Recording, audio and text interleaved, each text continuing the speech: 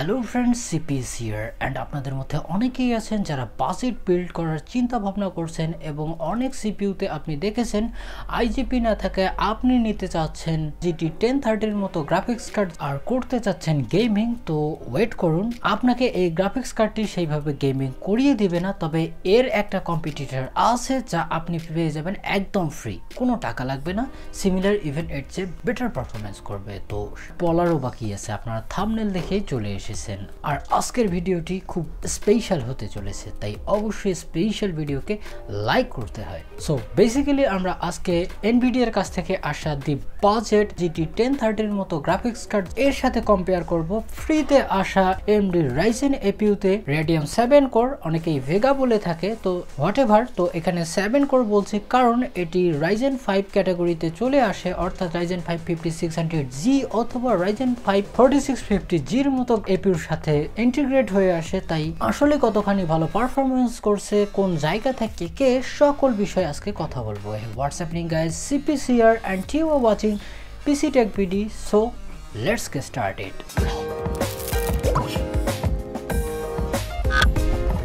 So কথা হচ্ছে এখনো কেন জিটি 1030 মতো গ্রাফিক্স কার্ড যেটা প্রায় 5 বছর আগেই চলে এসেছে এখনো এতটা পপুলার। ওয়েল, তো বাংলাদেশে সারা বিশ্বেই গ্রাফিক্স কার্ডের ক্রাইসিস গেছে। আর যদি আমি ক্রাইসিসের কথা বাদও দেই, এমনিতেও আপনি যদি সাধারণভাবে 5 থেকে 10,000 টাকা স্পেন্ড করেন গ্রাফিক্স কার্ডে, তো এটি অনেকের জন্য বেশি হয়ে যায়। আর তাছাড়াও অনেকেই হয়তো আমাদের দেশে মনে করেন যে আমার যদি একটা ডেডিকেটেড গ্রাফিক্স কার্ড থাকে তো এটি হয়তো বা বেশি ভালো গেম না চালালেও ছোটোখাটো গেম চালিয়ে দেবে এবং আমাকে অনেক হেল্প করতে পারে। হ্যাঁ, কথাটি সত্য, কিন্তু সকল ক্ষেত্রে নয়। আর এটি গেমিং এর জন্য ব্যবহার করা কতটা যৌক্তিক বা কতটা মানসম্মত সেটি আমি এখনো জানি না যে কি জন্য তারা ব্যবহার করে। এটার প্রাইস যদি 2-3 হাজার টাকার মধ্যে থাকতো সেটি আলাদা ব্যাপার থাকতো। আর বর্তমান সময়ে এই কার্ডটি এখনো পাওয়া যাচ্ছে 7.5 থেকে 10,000 টাকার মধ্যে, হয়তো বা কয়েকদিনের মধ্যে কমে যাবে। তো এর গড় দাম ধরলাম 6 থেকে 7,000 টাকা। তো কথা হচ্ছে এই কার্ডটি কাদের নেওয়া উচিত? ওয়েল, তো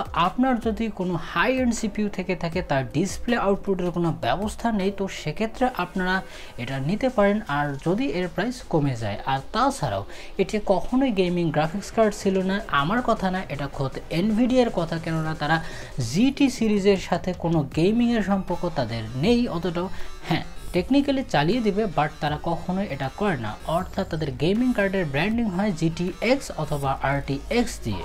আর যদি আপনারা বর্তমান সময়ের জন্য নিতে চান তো আপনাদেরকে ক্লিয়ারলি বলবো যে এটা নেওয়ার কোনো প্রয়োজনই নেই। অর্থাৎ আপনি যেহেতু একজন বাজেট ইউজার, আপনি হালকা গেমিং করার চিন্তা ভাবনা করছেন, তো সেক্ষেত্রে আপনাদের জন্য আরেকটা ভালো অপশন, যদি আপনি বিল্ড না করে থাকেন, রাইজেন এপিইউ নেওয়া। রাইজেন এপিইউ মোটামুটি পাওয়ারফুল, ইভেন অনেক গেমসে দেখেছি, যেটা আপনারা একটু পরেই দেখতে পারবেন, যে অনেক গেমসে বিট করে দিয়েছে জিটি 1030 মতো এই 2 GB ভিডিও কার্ডটিকে। তাছাড়াও আপনাদের মধ্যে অনেকেই থাকবেন যে চান না এএমডির সাথে বিল্ড করতে, তো সেক্ষেত্রে আপনারা যদি ইন্টেলের 12 জেনেও যেতে চান, তো সেক্ষেত্রে তাদের যে আইজিপি আছে 730 সেটিও কিন্তু মোটামুটি ভালো, যদিও এএমডির মতো পারফরমেন্স দিতে পারবে না, তবে আপনার কাজ চালিয়ে দিবে, গেমিং অতটা করাবে না। আর যদি আপনি ভেবে থাকেন যে আমি ইন্টেলের এফ ভেরিয়েন্ট নেব, সেখানে 1 থেকে 1,500 টাকা কম পাওয়া যায়, তো সেটি না করে আপনারা 1-1.5 হাজার টাকায় একটা ভালো মানের আইজিপি পেয়ে যাচ্ছেন এই জিটি 1030 মতো গ্রাফিক্স কার্ডের চেয়ে। আর বর্তমান সময়ে অনেক বাজেট সিপিইউর সাথে, লাইক আমি যদি কথা বলি রাইজেন 5 4650G'র মতো এপিইউ বা সিপিইউ, সেগুলোতেও এটি ভেগা 7 ইন্টিগ্রেটেড আছে। আর এটি কতখানি ভালো আপনারা বেঞ্চমার্কেই দেখতে পারবেন। সো বেঞ্চমার্কের পূর্বে আরও একটু কথা, আর এটি টেস্ট করা হয়েছে রাইজেন 5 5600G'র মতো এপিইউ দিয়ে, অর্থাৎ এখানে রেডিয়ন 7 এপিইউ এবং এটিকে অফ করে জিটি 1030 দিয়ে বেঞ্চমার্ক করা হয়েছে উইথ ডুয়েল চ্যানেল মেমোরি কনফিগারেশনের। বেঞ্চমার্ক আপনার স্ক্রিনে থাকছে এটা। তো প্রথম গেমসের দিকে যদি আমরা দেখি অ্যাসাসিন ক্রিড ভালহালা, তো সেক্ষেত্রে এখানে মোটামুটি ভালো পারফরমেন্স করতে পেরেছে, অর্থাৎ রেডিয়ন 7 বা ভেগা 7 এর মতো আইজিপিউ করতে পেরেছে 31 FPS, অপরদিকে জিটি 1030 মতো ডেডিকেটেড জিপিইউ করতে পেরেছে শুধুমাত্র 22। তাছাড়াও যদি আমরা পরের গেমসের কথা বলি, উইজার 3 এর মতো ওল্ডার টাইটেল, এটিও লো সেটিংসে প্রায় সিমিলার পারফরমেন্স করতে পেরেছে, কেননা এখানে রেড টিম করেছে 36 FPS, অপরদিকে টিম গ্রিন করেছে 35।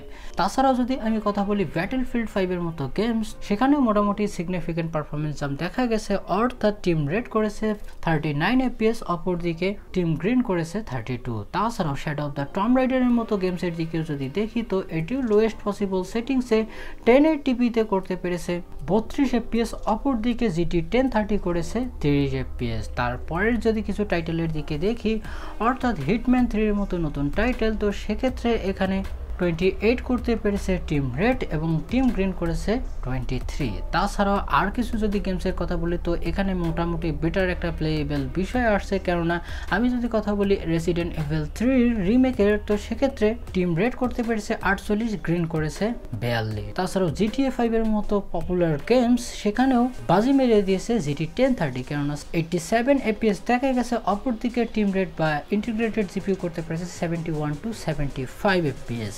and Rainbow Six Siege 1080p লোতে 79 করতে পেরেছে টিম গ্রিন and 73 করেছে টিম রেড, অর্থাৎ কয়েকটা টাইটেলে বাজি মেরেছে জিটি 1030। তারপরে যদি আরো কিছু হেভি এফপিএস এর কথা বলি, যদি কথা বলি পাবজি, তো সেক্ষেত্রে এটি জিটি 1030 করেছে 44 FPS, অপরদিকে রেড করেছে 48 FPS। তাছাড়াও কল অফ ডিউটি ওয়ার জোনও Radeon 7 করতে পেরেছে 33 FPS, অপরদিকে করতে পেরেছে গ্রিন টিম 22। তবে এখানে এপেক্স লেজেন্ডে একটু বেশি থাকবে 1030, কেননা 40 FPS দেখা গেছে, অপরদিকে 36।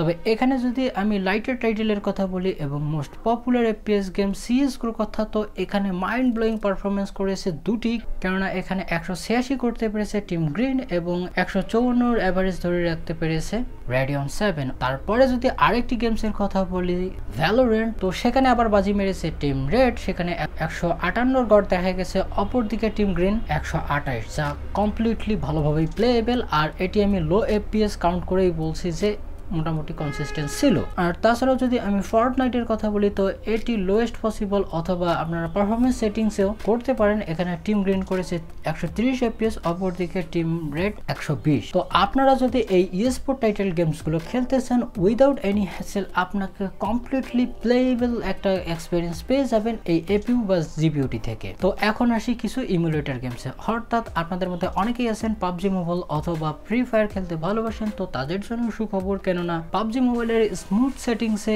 এক্সট্রিম এফপিএসে আপনি পেয়ে যাবেন অ্যারাউন্ড 85 FPS রাইজেন এপিইউতে, অপরদিকে আপনি জিটিতে পাবেন 75 থেকে 76 এর কাছাকাছি। আর যদি এটিকে হাই সেটিংসে খেলেন তো সেক্ষেত্রে বা এইচডি এক্সট্রিম সেটিংসে, তো সেক্ষেত্রে 74 করতে পারে টিম রেড এবং গ্রিন করতে পারে 60 FPS এর কাছাকাছি। আর যদি আমি ফ্রি ফায়ারের কথা বলি তো আপনাদের কোনো টেনশনই নেই, আপনারা যে কোনো সেটিংসে অলমোস্ট 90+ FPS পেয়ে যাবেন দুইটা এই এপিইউ অথবা জিপিইউ থেকে। তবে একটু জিপিইউতে হালকা ফ্রেম ড্রপ দেখা গেলেও কোনো সমস্যা ছাড়াই আপনারা 90 FPS এর আশেপাশেই খেলতে পারবেন। আর যদি আমি এখানে প্রোডাক্টিভিটি বা মাল্টিমিডিয়ার কথা বলি, তো দুটাই মোটামুটি ভালো মানের এক্সপিরিয়েন্স দিয়ে দেবে অ্যাপ্লিকেশন এক্সেলারেশনে অথবা যে কোনো ধরনের টাস্কে। হয়তোবা অনেক দোকানদার আপনাদেরকে বলতে পারে যে ভাই এই কার্ডটি আমরা অনেক দিন যাবত বিক্রি করছি, এটা আসলেই একটা গেমিং কার্ড, আর শাউড এবং নিনজার মতো প্রো প্লেয়ার এই গ্রাফিক্স কার্ডটি থেকেই এত দূরে এগিয়ে এসেছে। তো তাদের কথা শোনার কোনো প্রয়োজন নেই,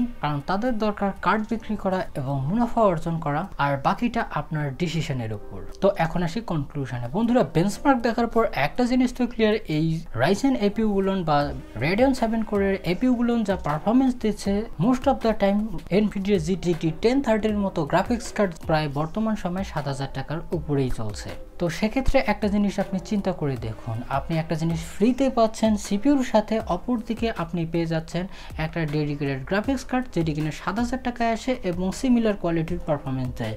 তো আপনি কোনটাকে চুজ করবেন সম্পূর্ণটাই আপনার উপর। আর এই ভিডিওটা করার কিছু কারণ আছে, কেননা আপনাদের মধ্যে অনেকেই আছেন, কেননা আমারই একজন জানাশোনা তিনি বলছিলেন যে আমি Ryzen 5 3600 এর সাথে GT 1030 নিয়ে নেব, তার প্রাইস অ্যারাউন্ড পড়ে যাবে 25000 টাকার কাছাকাছি। অপরদিকে আপনি সেম জিনিস, আপনি সিপিইউ পাওয়ার এবং জিপিইউ পাওয়ার সিমিলার পেয়ে যাচ্ছেন আপনি 15000 টাকার আশপাশ, অর্থাৎ Ryzen 5 4550G'র মতো সিপিইউ বা এপিইউ যা অলমোস্ট সিমিলার পারফরমেন্স দেয় 10000 টাকার প্রাইস ব্র্যাকেটে কমে থেকে। আই হোপ যে কম্পারিজনটি আপনাকে ভালো লেগেছে, যদি লেগে থাকে অবশ্যই একটা লাইক দিবেন, আর আপনি এখান থেকে কি শিখতে পারলেন বা জানতে পারলেন অবশ্যই কমেন্টে জানিয়ে দিবেন। আর এখনো চ্যানেলটিকে সাবস্ক্রাইব না করে থাকলে প্লিজ চ্যানেলটিকে সাবস্ক্রাইব করবেন, কারণ আরও সামনে ইন্টারেস্টিং ভিডিও আসতে চলেছে। তো আজকের মতো এ পর্যন্ত, ভালো থাকবেন, সুস্থ থাকবেন, বাই বাই।